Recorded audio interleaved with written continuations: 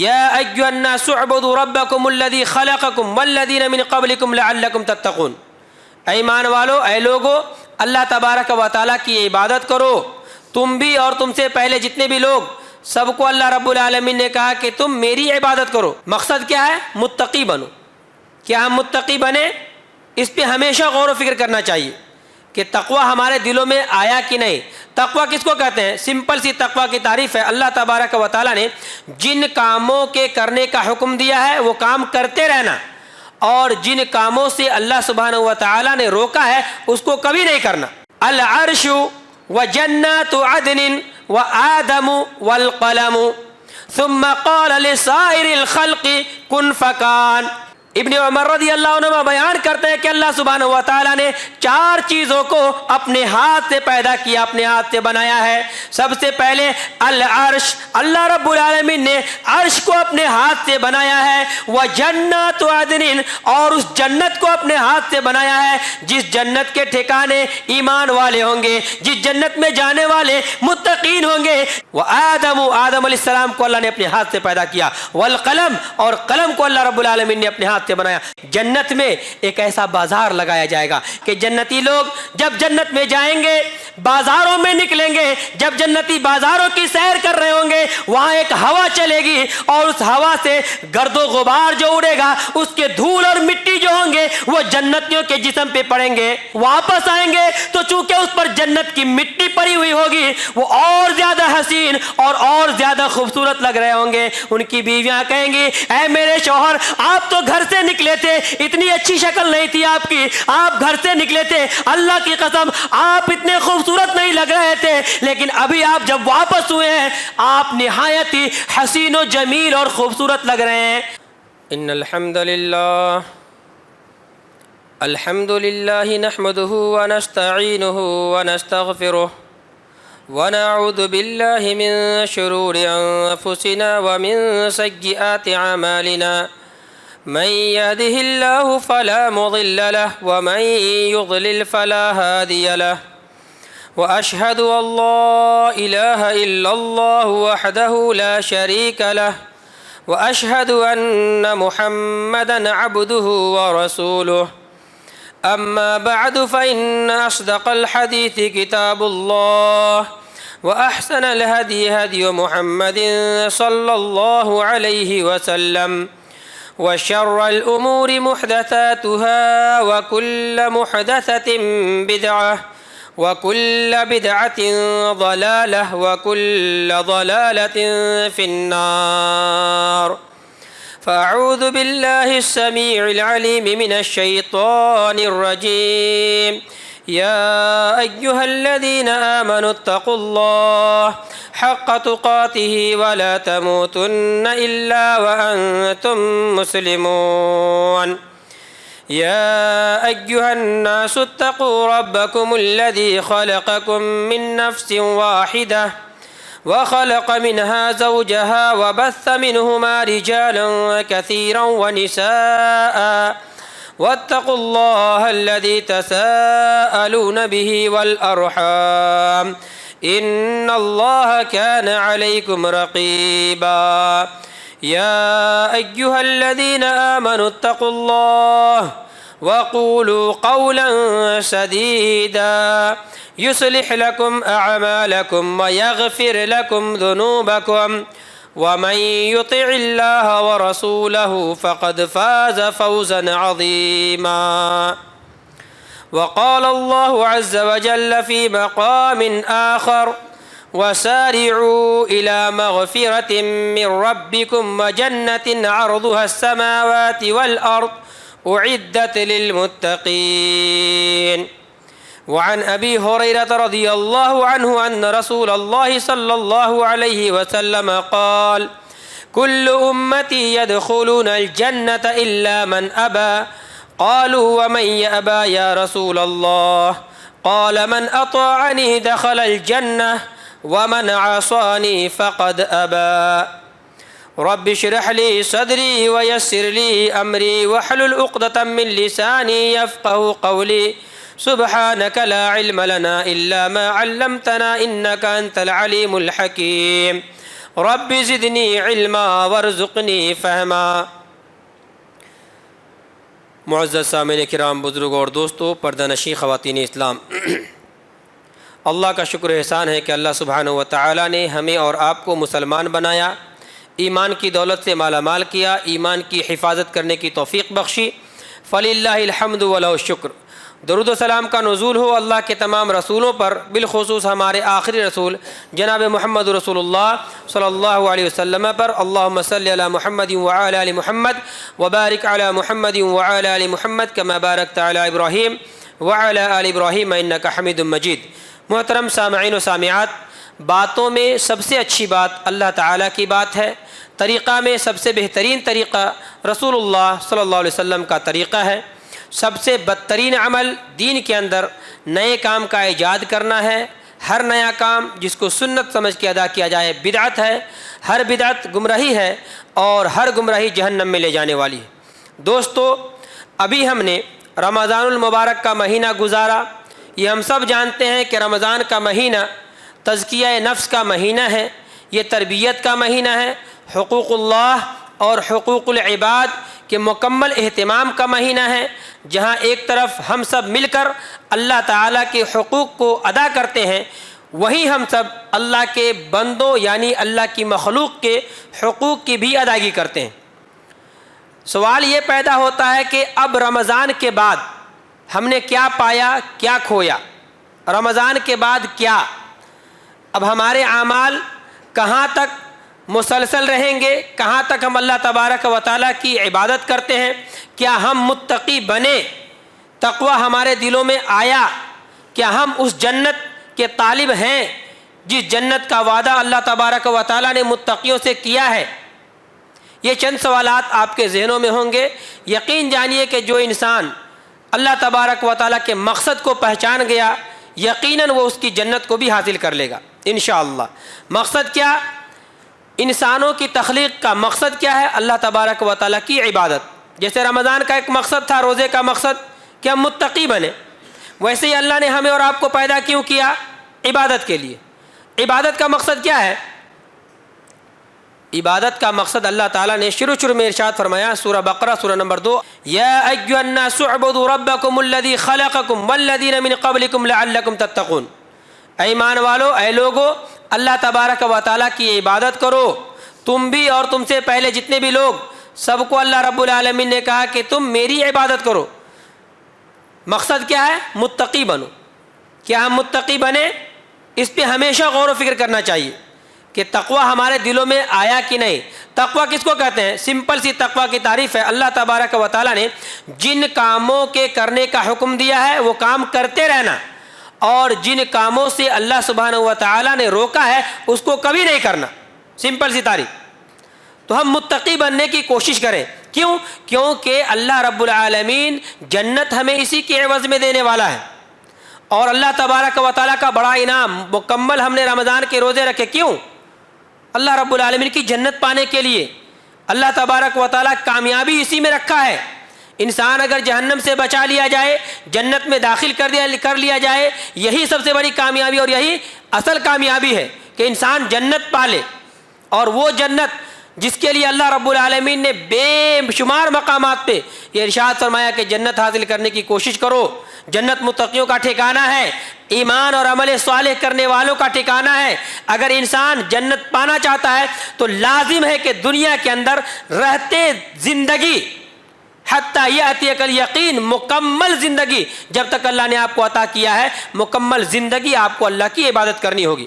سورۃ الحجر سورہ نمبر 15 آیت نمبر 99 میں اللہ نے ارشاد فرمایا، وَاعْبُدْ رَبَّكَ حَتَّى يَأْتِيَكَ الْيَقِينُ۔ سرزمین دنیا میں زندگی بسر کرنے والے اللہ سبحانہ و تعالیٰ نے آپ کے لیے یہ حکم نازل فرمایا ہے کہ جب تک آپ کی سانسیں چل رہی ہیں، اللہ رب العالمین جب تک آپ کو زندہ رکھا ہے، جب تک آپ اس روئے زمین پر اللہ کی دی ہوئی غذا کھا رہے ہیں اور اللہ رب العالمین کی دی ہوئی ہواؤں میں سانس لے رہے ہیں، وَاعْبُدْ رَبَّكَ، تب تک آپ اللہ کی عبادت کرتے رہیں، حَتَّى يَأْتِيَكَ الْيَقِينُ، یہاں تک کہ آپ قبر میں جا پہنچیں۔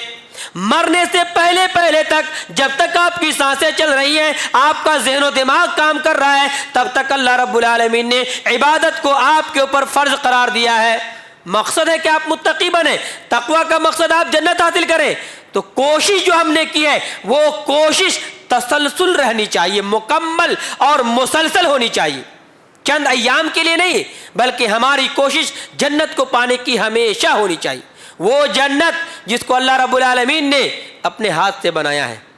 جی مستدرک حاکم کی حدیث، وعن عبداللہ ابن عمر رضی اللہ عنہما قال خلق اللہ اربعۃ اشیاء بیدہ العرش وجنات عدن وآدم والقلم ثم قال لسائر الخلق کن فکان، رواہ الحاکم فی المستدرک، حدیث نمبر 3280/6۔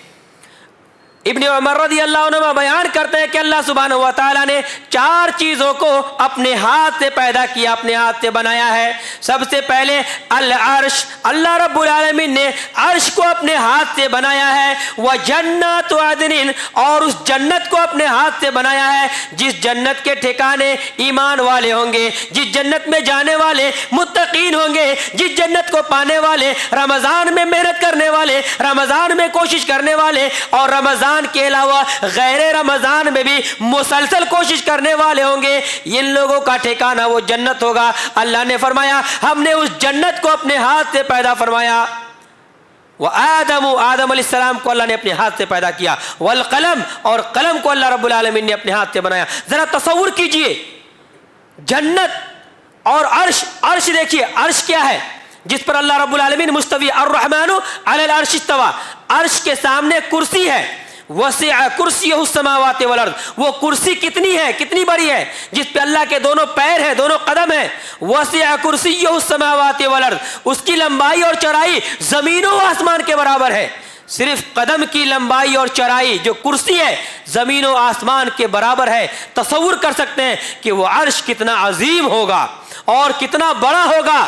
لکھا ہے علماء کرام نے کہ عرش ایسے ہی ہے جیسے ایک بڑا سا جنگل ہو اور اس جنگل کے اندر ایک چھوٹی سی انگوٹھی ڈال دی گئی ہو، یہ انگوٹھی کرسی کے برابر ہے جس کی لمبائی چوڑائی زمین و آسمان کے برابر ہے، اور پورا کا پورا بڑا جنگل یہ عرش کے مترادف ہے، اتنا بڑا ہے۔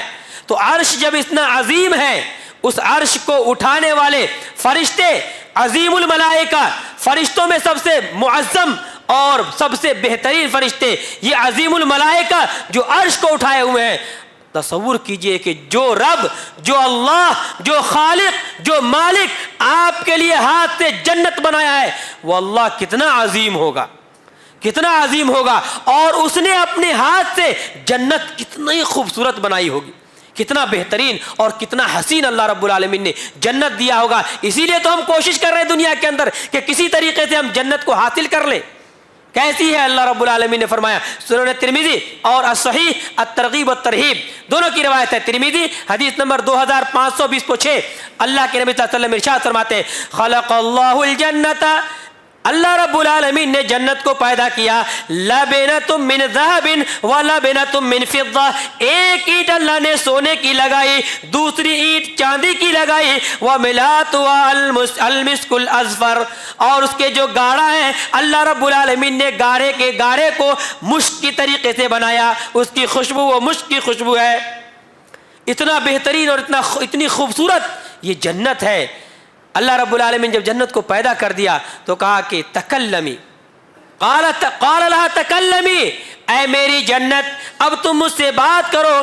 فقالت، جنت اللہ سے بات کرتی ہے اور کہتی ہے قد افلح المؤمنون الذين هم في صلاتهم خاشعون والذين عن اللغو معرضون، ایمان والے، وہ ایمان والے کامیاب ہو گئے جس ایمان والے نے دنیا کے اندر نماز کو قائم کیا اور نماز کو قائم کرنے میں خشوع و خضوع کا اہتمام کیا۔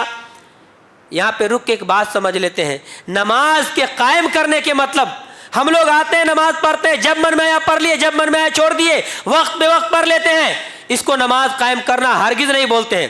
نماز قائم کرنے کے لیے 4 شرطیں ہیں، یہ 4 چیزیں اگر آپ کی نماز میں ہے تو آپ کی نماز پرفیکٹ ہو رہی ہے، یعنی قائم ہو رہی ہے۔ 4 چیزیں کیا ہے؟ نمبر 1 الذین هم فی صلاتہم خاشعون، اگر آپ کی نماز میں خشوع و خضوع ہے، آپ اگر جھکتے ہیں آپ کا دل بھی جھکتا ہے، آپ اگر جھکتے ہیں آپ کے بدن بھی جھکتے ہیں، آپ اگر جھک کے سجدہ کرتے ہیں، اللہ سبحانہ و تعالیٰ کا ڈر اور خوف آپ کے سینے میں اس قدر ہوتا ہے کہ آپ زار و قطار رونے لگتے ہیں، اے اللہ میں نے اپنی جانوں پر ظلم کیا، اے اللہ شب و روز میں گناہ کرتا ہوں، اے اللہ میں تیرے سامنے جھکا ہوا ہوں، اے اللہ میرا دل کانپ رہا ہے، اے اللہ تیرے ڈر سے کانپ رہا ہے، جہنم کے عذاب سے کانپ رہا ہے، اے اللہ مجھے اپنی غلطی کا احساس ہے، میں نادم و شرمندہ ہوں، اے اللہ میں نے رمضان میں بھی عبادت کی، رمضان کے بعد بھی اللہ تیری عبادت کرتا رہوں گا، اے اللہ تو میری خطاؤں کو معاف کر دے۔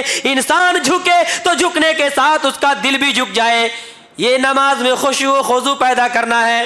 دوسری شرط والذین ہم فی الصلاۃ خاشعون، نماز میں خشوع و خضوع پیدا کرنے والے، اور اسی طریقے سے والذین ہم علی صلاتہم یحافظون، دوسری شرط یہ ہے کہ نماز کو آپ وقتوں کے ساتھ پڑھتے ہیں۔ خشوع و خضوع، یحافظون نماز کی حفاظت کرتے ہیں، یعنی وقتوں کے ساتھ پڑھنا، یہ دوسری شرط۔ اسی طریقے سے قانتون، آپ اگر اللہ کے سامنے جھکتے ہیں یہ سمجھ کے نہیں کہ میں مسجد کا ذمہ دار ہوں، اگر میں نماز نہ پڑھا لوگ مجھ پہ تھوکیں گے، میں اگر نماز نہ پڑھا میرے والد مجھ پہ غصہ آئیں گے، اگر میں نماز نہ پڑھا میرے استاد مجھ کو ماریں گے، کسی کے ڈر سے نہیں بلکہ قانت کے ساتھ، یعنی اللہ رب العالمین کی اطاعت و عبادت کرتے ہوئے، نبی صلی اللہ علیہ وسلم کے طریقے پر چلتے ہوئے اگر آپ نماز پڑھتے ہیں تو یہ نماز کو آپ قائم کرتے ہیں، دکھاوے کی نماز کی کوئی اہمیت نہیں ہے۔ تو آپ خاشعون ہیں، آپ یحافظون ہیں، اور اگر آپ قانتون ہیں، آپ قناعت کے ساتھ اللہ رب العالمین کے ڈر سے اور نبی صلی اللہ علیہ وسلم کے طریقے کے مطابق اگر آپ نماز پڑھتے ہیں تو آپ کی نماز قائم ہو رہی ہے، نہیں تو نماز قائم نہیں ہوتی، کوئی ایک بھی چیز چھوٹ جائے تو۔ اسی طریقے سے آپ کی نماز مسلسل ہونی چاہیے، والذین هم فی صلاتہم دائمون، دائمون یہ 4تھی شرط ہے، مسلسل۔ جیسے رمضان میں پڑھ لیے رمضان کے بعد چھوڑ دیے، یہ مسلسل نہیں ہے۔ ایک دن پڑھ لیے دوسرے دن چھوڑ دیے، مسلسل نہیں ہے۔ جب من میں آیا پڑھ لیے، جب من میں آیا چھوڑ دیے، مسلسل نہیں ہے۔ بیمار پڑے تو چھوڑ دیے اور اچھے ہیں تو پڑھ لیے، یہ بھی مسلسل نہیں ہے۔ اللہ کے نبی صلی اللہ علیہ وسلم کی زندگی کو دیکھیے، نبی اکرم صلی اللہ علیہ وسلم بیمار ہیں، دونوں پیر گھسیٹا جا رہا ہے، لیکن پھر بھی آپ مسجد میں آ کے نماز پڑھ رہے ہیں اور پڑھا رہے ہیں۔ تو یہ ہے مسلسل، یہ 4 شرطیں ہیں، تو آپ نماز کے قائم کرنے والے ہیں تو اللہ رب العالمین اس جنت میں کس کو ڈالے گا؟ فرمایا جنت کہتی ہے قد افلح المؤمنون الذین هم فی صلاتہم خاشعون، جن کے اندر 7 صفتیں ہیں، یہ 7 صفتوں کے مالک اگر جو ہو جائیں گے وہ جنت میں آ جائیں گے۔ پہلی صفت ہے جو نماز میں خشوع و خضوع پیدا کرتے ہیں، دوسری صفت ہے والذین هم عن اللغو معرضون، اور وہ لوگ جنت کے حامل ہوں گے، جنت میں جانے والے ہوں گے جو لوگ لغو باتوں سے اعراض کرتے ہیں، لغو باتیں نہیں کرتے، یعنی وہ بات جس سے نہ دنیا میں کوئی فائدہ ہو نہ آخرت میں کوئی فائدہ ہو، ایسی باتوں سے اعراض کرتے نہیں کرتے، ایسے لوگ جنت میں جانے والے۔ والذین هم للزکاة فاعلون، اللہ نے اگر نصاب تک آپ کے مال کو پہنچا دیا تو زکوٰۃ کی ادائیگی کرتے ہیں، ایسے لوگ بھی جنت کے حقدار ہیں۔ والذین هم لفروجهم یحافظون، اور جو مرد حضرات یا جو خواتین حضرات اپنی شرمگاہوں کی حفاظت کرتے ہیں، الا علی ازواجہم او ما ملکت ایمانہم فانہم غیر ملومین، یہ لوگ جو اپنے شرمگاہوں کی حفاظت کرنے والے ہوتے ہیں ایسے لوگ بھی جنت کے حقدار ہوتے ہیں۔ والذین هم لاماناتہم وعہدہم راعون، اور 5ویں صفت ہے کہ جو لوگ امانت میں خیانت نہیں کرتے۔ اللہ رب العالمین نے آپ کو نیک بنایا، نیک بننے کی کوشش کرتے ہیں، اللہ کے بندوں کی امانت آپ کے پاس ہے، چاہے وہ مسجد کی امانت ہو، مدرسے کی امانت ہو، کسی انسان کی امانت ہو، یاد رکھیے اگر امانت میں خیانت کیے تو اللہ رب العالمین کل قیامت کے دن جنت سے محروم کر دے گا۔ تو امانت میں خیانت نہیں کرتے، امانت کی حفاظت کرتے ہیں، اور وہ عہدہم، جب وعدہ کرتے ہیں تو وعدہ کو پورا کرتے ہیں۔ جب بھی اللہ رب العالمین کے بندوں سے آپ وعدہ کیجئے، اے اللہ میں نے تجھ سے وعدہ کیا، رب سے کیا وعدہ کیا ہے؟ ہم میں کا بیٹھا ہوا ہر شخص اپنے رب سے ایک وعدہ کیا ہے جس کو ہم عہد الست بولتے ہیں۔ جب اللہ نے کہا تھا الستو بربکم، کیا میں تیرا رب نہیں، کیا میں تیرا خالق نہیں، میں تیرا رازق نہیں، میں تجھ کو پالنے والا، سنوارنے والا، زندگی میں بلندی اور زوال دینے والا میں ہوں۔ جب میں خالق ہوں تو یاد رکھو ہم نے اور آپ نے رب سے عہد کیا ہے، اس عہد پہ پکے اتریے، وعدہ کو پورا کیجئے، یعنی مرتے دم تک اس عہد کا خیال رکھیے اور اللہ رب العالمین کو چھوڑ کے کسی غیر کے سامنے مت جھکیے اور ہمیشہ ایک اللہ کے سامنے جھکیے۔ یہ عہد ہے تو وعدہ کو پورا کریں گے، جنت میں جائیں گے۔ اور آخری بات والذین هم علی صلاتهم یحافظون، جو اپنی نمازوں کی محافظت کرتے ہیں، مکمل نماز پڑھتے ہیں، مسلسل نماز پڑھتے ہیں، وقت کے ساتھ پڑھتے ہیں، ایسے لوگ جنتی لوگ ہیں۔ اور یاد رکھیے جب رب نے جنت بنایا، رب جب جنت بنایا تو اتنا حسین ہے، یاد رکھیے کیسی۔ صحیح بخاری حدیث نمبر 4779 4779 وعن ابي هريره رضي الله عنهما قال قال رسول الله صلى الله عليه وسلم اعددت لعبادي الصالحين ما لا عين رأت ولا اذن سمعت ولا خطر على قلب بشر۔ فرماتے ہیں راوی حدیث، اللہ رب العالمین فرماتا ہے اعددت لعبادی الصالحین، میں نے اپنے نیک بندوں کے لیے تیار کر رکھا ہے۔ اللہ نے شرط لگایا الصالحین، دنیا میں اگر جو نیک ہیں اور نیک لوگ ہمیشہ نیکی کرتے ہیں، جو نیک ہیں ایسے نیک بندوں کے لیے ہم نے تیار کر کے رکھا ہے ما لا عین رأت، کبھی کسی آنکھ نے اس چیز کو دیکھی نہیں ہے، ولا اذن سمعت، نہ کسی آنکھ نے اس کے بارے میں، نہ کسی کان نے اس کے بارے میں سنا ہے، ولا خطر علی قلب بشر، کسی انسان کے دل میں اس کے بارے میں وہم و گمان تک نہیں ہوا، ایسی چیز تیار کر کے رکھا ہے۔ راوی حدیث کہتے ہیں اقرؤوا ان شئتم، اگر تم چاہو تو قرآن مجید اٹھاؤ، سورہ سجدہ کی وہ آیت پڑھو جس میں اللہ رب العالمین نے ارشاد فرمایا ہے فلا تعلم نفس ما اخفی لهم من قرۃ اعین جزاء بما كانوا يعملون۔ اے سرزمین دنیا میں رب کی دی ہوئی نعمتوں کو کھانے والے، اللہ کی دی ہوئی نعمتوں پر اترانے والے، اکر کر چلنے والے، رب کی عبادت سے غافل رہنے والے، یاد رکھو اللہ نے جو بنایا ہے فلا تعلم نفس ما اخفی لهم، تم میں کا کوئی انسان نہیں جانتا ہے جو رب نے ان کے لیے چھپا کر رکھا ہے، پوشیدہ کر کے رکھا ہے، جس سے وہ اپنی آنکھوں کو ٹھنڈک پہنچائے گا۔ ما اخفی لهم من قرۃ اعین، آپ کی آنکھیں ٹھنڈی ہوں گی، اور کس چیز سے؟ اللہ رب العالمین کی جنت سے، اللہ تعالیٰ کی اس نعمت سے دل بھی سکون پائے گا، آنکھیں بھی ٹھنڈی ہوں گی۔ شرط یہ ہے کہ آپ ایمان اور عمل صالح کا پیکر بن جائیے۔ جی ایمان اور عمل صالح کا پیکر بن جائیں گے تو اللہ رب العالمین وہ جنت عطا فرمائے گا۔ اور یاد رکھیے جنت میں انسان جائے گا بد شکل جب کبھی نہیں جائے گا، جو لوگ بدصورت ہے، بد شکل ہے، جنت میں نہیں جائے گا، بلکہ اللہ تبارک و تعالیٰ اس کی عملوں کی وجہ سے، اس کی نیکی کی وجہ سے اس کو چمکتے ہوئے چاند کی طرح گورا چٹا خوبصورت بنائے گا۔ جی ایک دم حسین، کیونکہ جنت حسین ہے۔ للذین احسنوا الحسنی، یہ اس کے لیے ہے جو حسین ہے، اور حسین کون ہے؟ اچھے اعمال کرنے والے، اچھے ایمان کے ساتھ مستقیم اور استقامت اختیار کرنے والے، یہ حسین ہے۔ اللہ اس کو حسن عطا فرمائے گا، اور کیسی؟ چمکتے ہوئے 14ویں چاند کی طرح طریقے سے۔ اور یاد رکھیے جنت میں ایک ایسا بازار لگایا جائے گا، ایک ایسا بازار ہوگا کہ جنتی لوگ جب جنت میں جائیں گے بازاروں میں نکلیں گے، جب جنتی بازاروں کی سیر کر رہے ہوں گے وہاں ایک ہوا چلے گی، اور اس ہوا سے گرد و غبار جو اڑے گا، اس کے دھول اور مٹی جو ہوں گے وہ جنتیوں کے جسم پہ پڑیں گے۔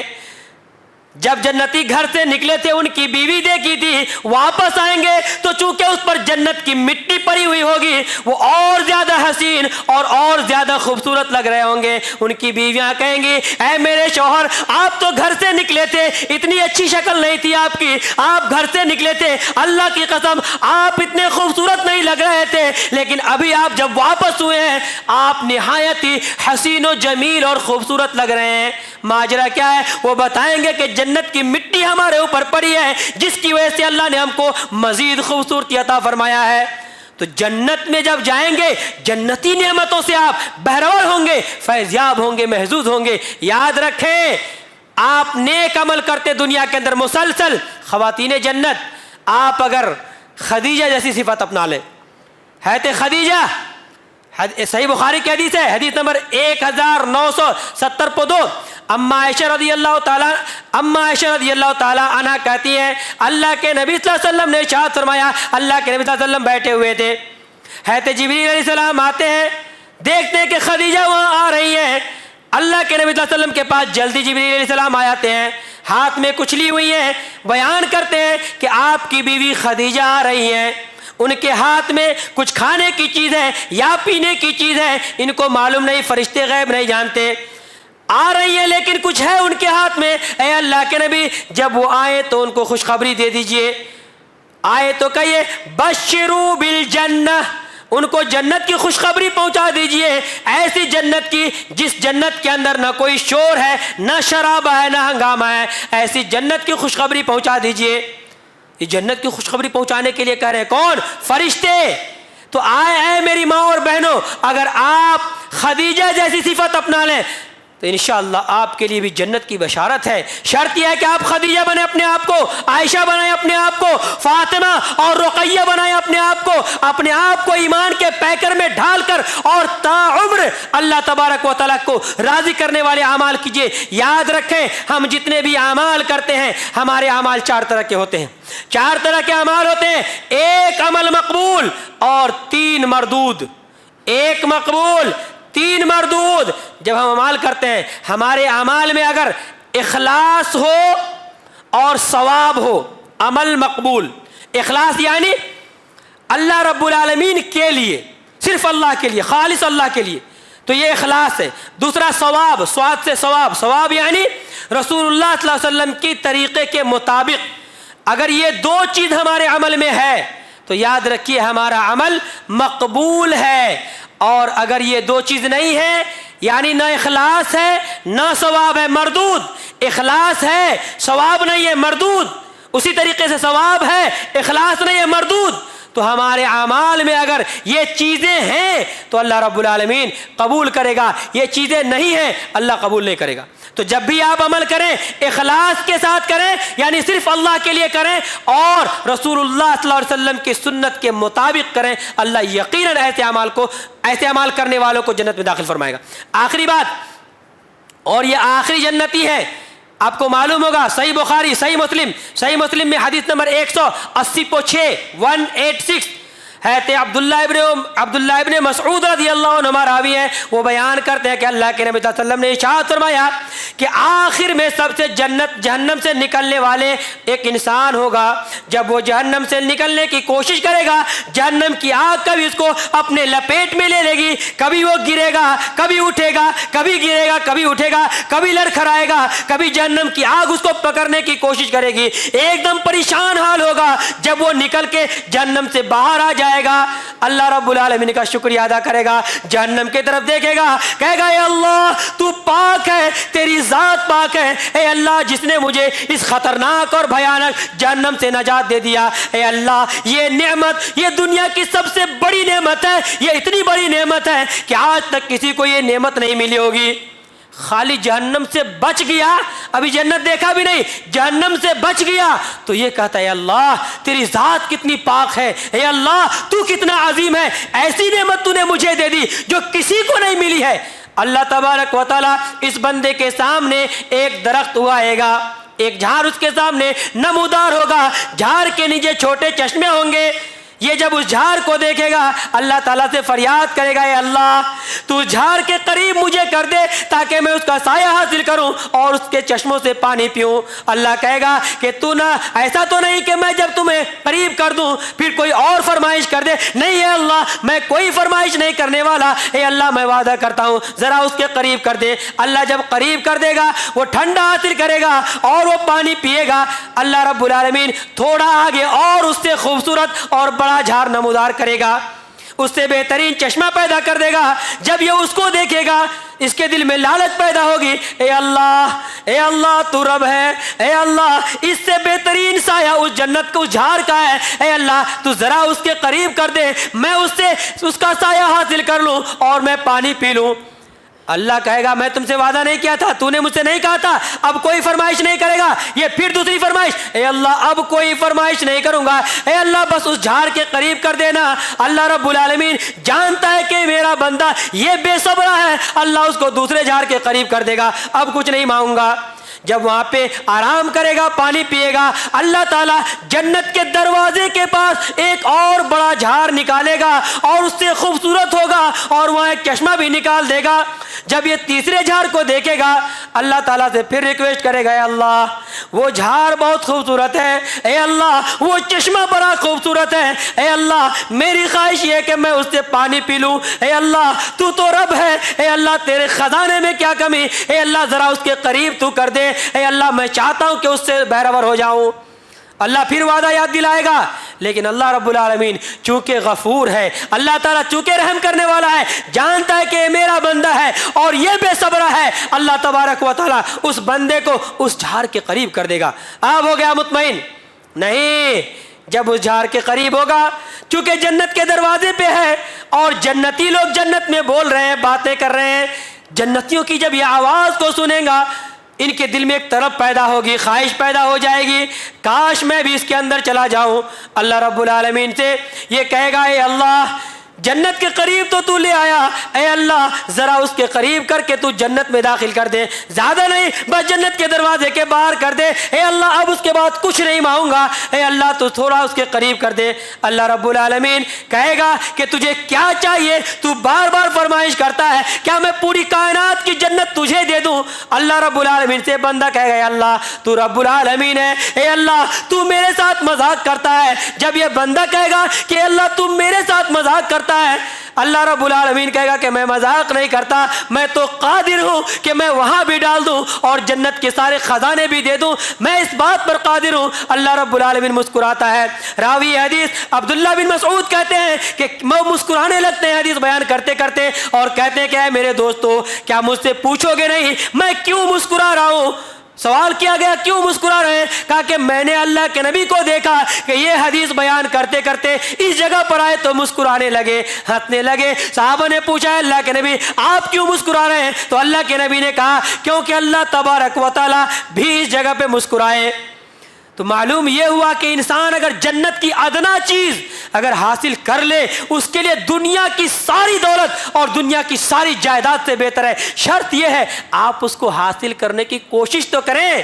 اسی لیے اللہ رب العالمین نے سورہ آل عمران سورہ نمبر 3 آیت نمبر 180 میں ارشاد فرمایا، 130 میں وَسَارِعُوا إِلَى مَغْفِرَةٍ مِّن رَبِّكُمْ وَجَنَّةٍ عَرْضُهَا السَّمَاوَاتِ وَالْأَرْضُ، اے لوگو دوڑ پڑو اس جنت کی طرف جس کا عرض اور جس کی چوڑائی زمین و آسمان کے برابر ہے۔ اعدت للمتقین، متقیوں کے لیے تیار کی گئی ہے۔ اے میرے بھائیوں، اے میری بہنوں، اگر آپ اپنے اندر تقوی پیدا کر لیتے ہیں، متقی بن جاتے ہیں اور تقوی کا پیکر اگر آپ بن جاتے ہیں، اللہ کی قسم یہ جنت اور جنت کی ساری نعمتیں آپ کے لیے اللہ نے عطا فرمایا۔ یاد رکھیے مائیں اور بہنیں، اگر جنت میں جائیں گی تو ایسا مت سوچئے کہ وہی شوہر ملے گا اور شوہر کو تو حوریں ملیں گی، ہم کو کیا اللہ دے گا؟ دنیا میں آپ ایک بیوی تھی یا 2 بیوی تھی، جتنی دنیا کی بیویاں ہوں گی کل قیامت کے دن وہ حور جس کو اللہ نے اپنے ہاتھوں سے پیدا کیا ہے، اس حور کی تمام حوروں کی سردار ہوں گی یہ دنیا کی بیوی۔ اگر آپ کے شوہر کو 70 حوریں ملی ہیں، 100 حوریں ملی ہیں، آپ 100 حوروں کی سردار بنائی جائیں گی۔ یہ آپ کا مقام اور آپ کا مرتبہ ہوگا۔ شرط یہ ہے کہ آپ اپنے اخلاق کو عائشہ کے اخلاق کے جیسا بنائیں، آپ اپنے اخلاق کو خدیجہ کے اخلاق کے جیسا بنائیں، آپ اپنے آپ کو اخلاق کے مکمل پیکر میں ڈھال لیں، یقیناً اللہ رب العالمین آپ کو اس جیسی عظیم نعمت عطا فرمائے گا۔ جنت ہے، اللہ رب العالمین کیوں پیدا کیا؟ ایمان والوں کے لیے، متقی کے لیے۔ وَمَن يَعْمَلْ مِنَ الصَّالِحَاتِ مِنْ ذَكَرٍ أَوْ أُنثَىٰ وَهُوَ مُؤْمِنٌ، ایمان کرنے والے مرد ہو یا عورت ہو، شرط یہ ہے کہ آپ ایمان والے مرد اور ایمان والیاں ہو، ایمان والی عورتیں ہوں۔ اللہ رب العالمین اس کے لیے جنت تیار کر کے رکھا ہے، جنت اسی کے لیے ہے۔ شرط یہ ہے کہ آپ ایمان والے اور متقی بنیں اور مرتے دم تک آپ اللہ کی عبادت کریں، مساجد کو آباد رکھیں۔ یاد رکھیں، آپ کو سب معلوم ہے اور بخوبی آپ جانتے ہیں، وقف امینڈمنٹ بل کو پاس کر دیا گیا ہے۔ کیوں؟ کہیں نہ کہیں ہم اس کے ذمہ دار ہیں، ہم نے اپنی مساجد کو ویران کر دیا۔ جہاں ہماری مسجدوں سے صدائیں آتی ہیں کسی کام کرنے کے لیے، ہم میں کے بہت تھوڑے ہیں جو آتے ہیں مسجدوں میں مسجد کو آباد کرنے کے لیے، مسجد کے میٹنگ میں یا کسی خیر خواہی کی بات ہوتی ہے، بہت تھوڑے ہیں۔ اپنے بچے اور بچیوں کو ہم نے تعلیم سے دور کر دیا ہے، کیا حال ہوگا؟